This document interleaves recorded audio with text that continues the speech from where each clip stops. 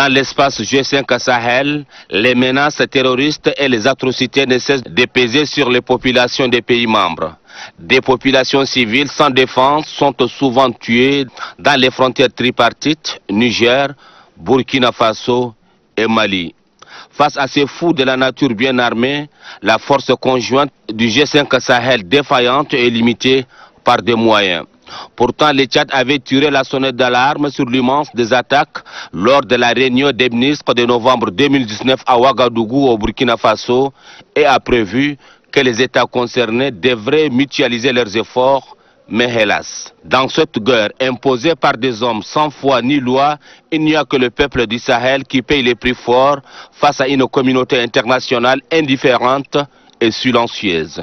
Malgré la situation économique difficile en raison de la crise sanitaire occasionnée par la Covid-19, le Tchad, qui fait de la lutte contre le terrorisme sous-régional son credo, n'a jamais accepté de voir des paisibles citoyens tués ou décapités par des hommes impitoyables. Pour remonter dans l'histoire, le Tchad avait décidé de l'envoi d'un bataillon au fusion centre lors du sommet du G5 Sahel tenu à Niamey le 15 décembre 2019. Cette position tchadienne a été aussi renouvelée lors du sommet de Pau en France en date du 13 janvier 2020.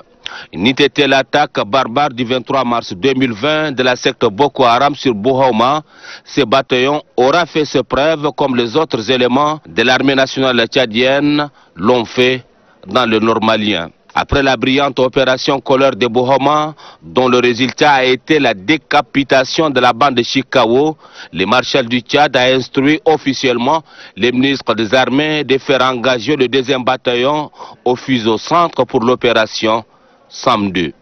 Ce énième engagement du Tchad contre le terrorisme en Afrique démontre avant tout l'humanisme du maréchal du Tchad, Idriss Déby Itno, président de la République, lorsqu'il s'agit de la cause africaine.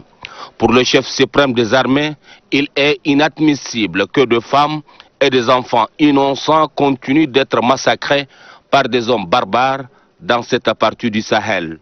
Cet engagement militaire du Tchad dans la force conjointe du G5 Sahel illustre à merveille le panafricanisme de l'homme que j'ai nommé le maréchal du Tchad, Idriss Déby Itno.